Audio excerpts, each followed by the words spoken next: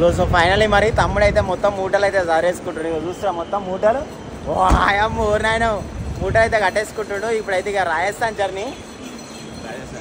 ఎన్ని hours journey flight? 1 hour 15 minutes.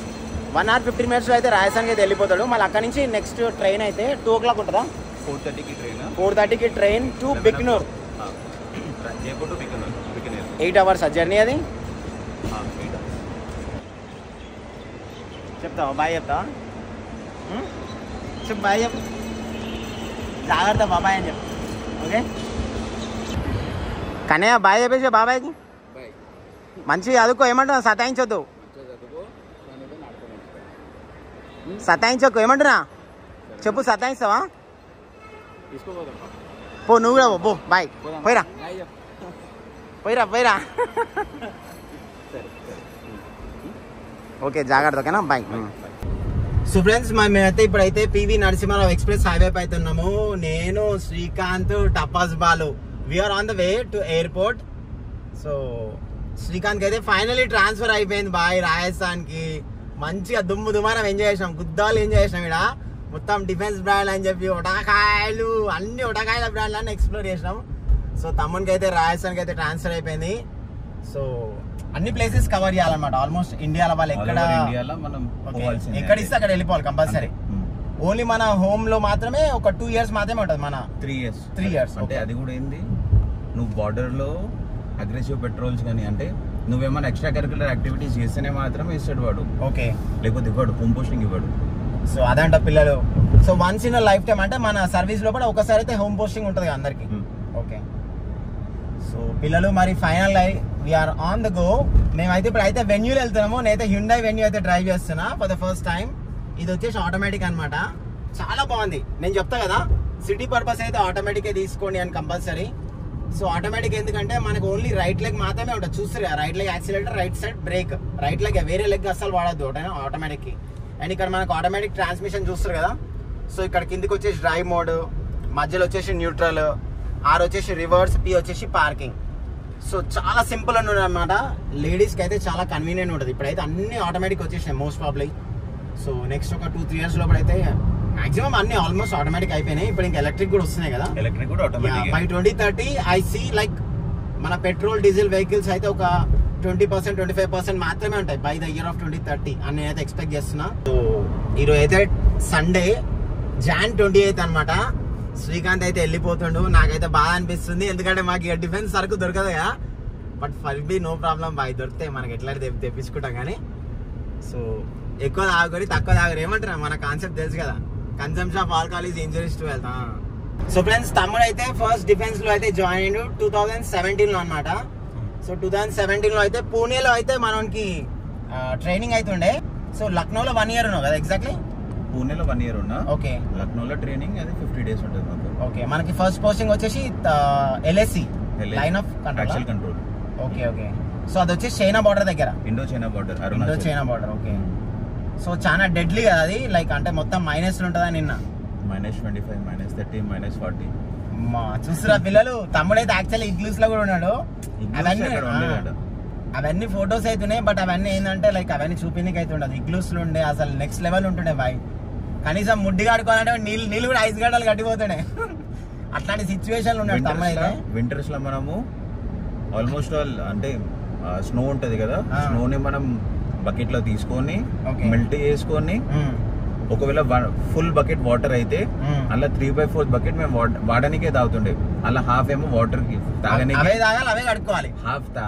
Half తాగనికే, అలా మళ్ళీ హాఫ్ ఫుడ్ కి, మళ్ళీ మీనా 1/4 వాటర్ ఉంటాయి కదా అవి టాయిలెట్స్ కి అన్నిటికి.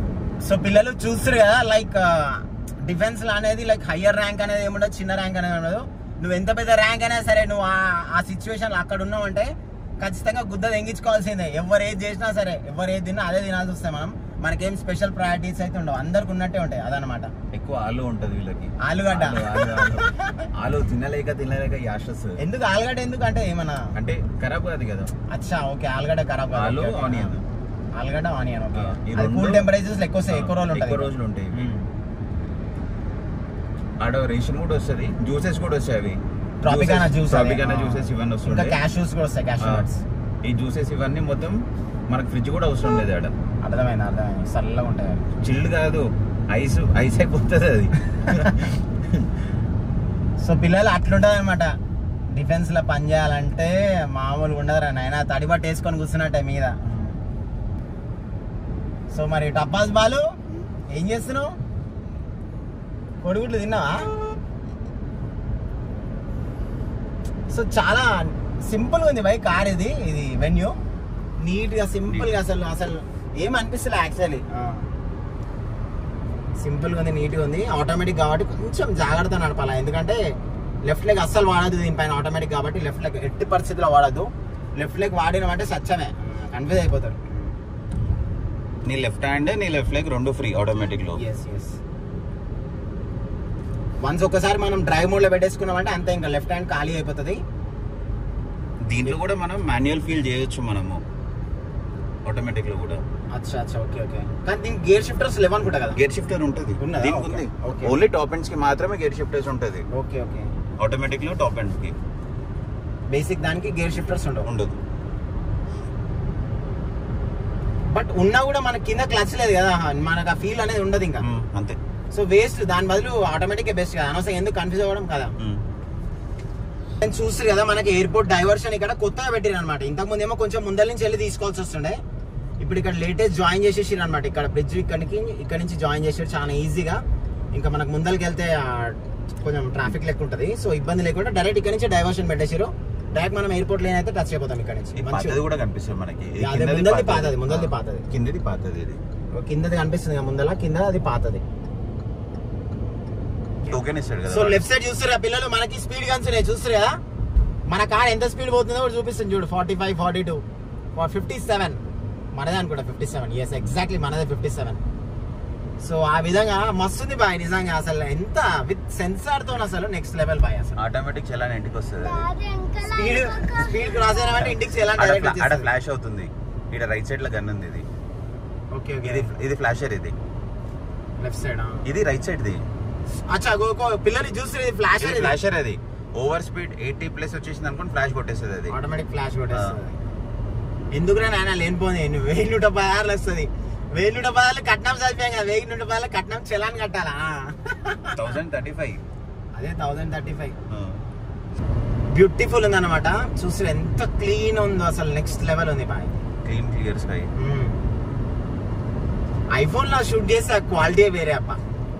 నువ్వు ఎన్ని DSLR లో పెట్టు, ఏదైనా పెట్టు, కానీ ఐఫోన్ క్వాలిటీ అయితే నెక్స్ట్ లెవెల్ అది. సో ఫ్రెండ్స్ చూస్తారు కదా మరి ముందర ఎయిర్పోర్ట్ చెకింగ్ ఎట్లా ఉందో చూస్తారు కదా. సో ఇక్కడ మనకి డిపార్చర్ అరైవల్ ఉంటది. లెఫ్ట్ సైడ్ వచ్చేసి టోటల్ డిపార్చర్ కదా, total left departure, right side arrival. Okay, so ఇక్కడ కన్ఫ్యూజ్ అవ్వద్దు. డిపార్చర్ అంటే మనం వెళ్ళేది, అరైవల్ అంటే వచ్చేది.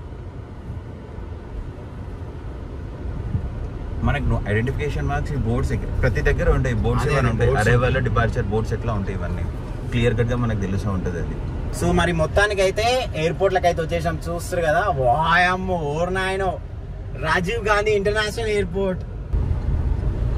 రైట్ వచ్చేసి క్యాబ్లు కదా, రైట్ వచ్చేసి క్యాబ్లు, లెఫ్ట్ వచ్చేసి ఓన్ వెహికల్స్. అది. సో ఫ్రెండ్స్ ఇక్కడ అయితే చెకింగ్ అయితే ఉంటది. ఓన్లీ మన గవర్నమెంట్ అఫీషియల్స్ కానీ ఎవరైనా డిఫెన్స్ పర్సన్స్ ఉంటే ఈ లైన్ లకి వెళ్తాము, ఫస్ట్ లైన్ లకి.